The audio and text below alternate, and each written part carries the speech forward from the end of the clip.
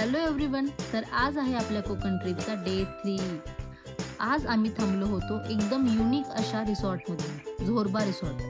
चला तुम्हालाही दाखवतो. अगदी गावच्या फील सारखं सुंदर सेटअप, नारी गाय, तिचं वासरू आणि आत गेल्यावर असं वाटत होतं जणू छोटंसं गावच वसलं आहे. किचन, रूम्स सगळंच सुंदर ट्रेडिशनल टचमध्ये होतं.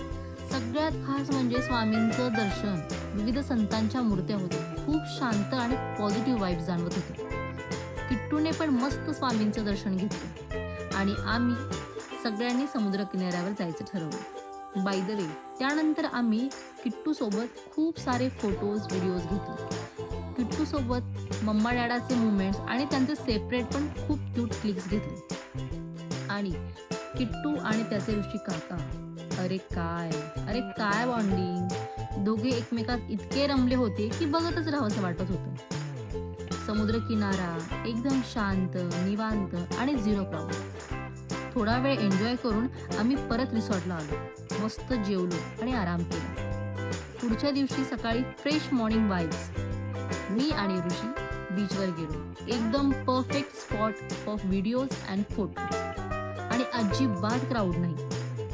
क्वालिटी टाइम स्पेंड करायचा असेल तर वन्स विजिट नक्की करा. कहीं ये मन चला तेरी ओर, कहा ये मन चला. आज आम्हाला परत घरी निघायचं होतं, पण किट्टूचं 6 मंथचा फोटो आणि व्हिडिओ शूट बाकी होता. आणि काय सांगू, किट्टू इज ऑलवेज रेडी. खूपच छान शूट झाला. ब्युटिफुल मेमरीज क्रिएट झाल्या आणि मग आम्ही परतीच्या प्रवासाला निघालो. एवढंच कोकणसाठी. आम्ही जिथे स्टे केलं ते बीचेस खूप क्राऊडलेस आहेत. तुम्हालाही जायचं असेल तर कमेंटमध्ये नक्की सांगा. मी दोन्ही रिसॉर्टचे डिटेल्स शेअर करेन. Thank you for watching. Stay tune आणि पाहत राहा हे काजल ब्लॉग्स.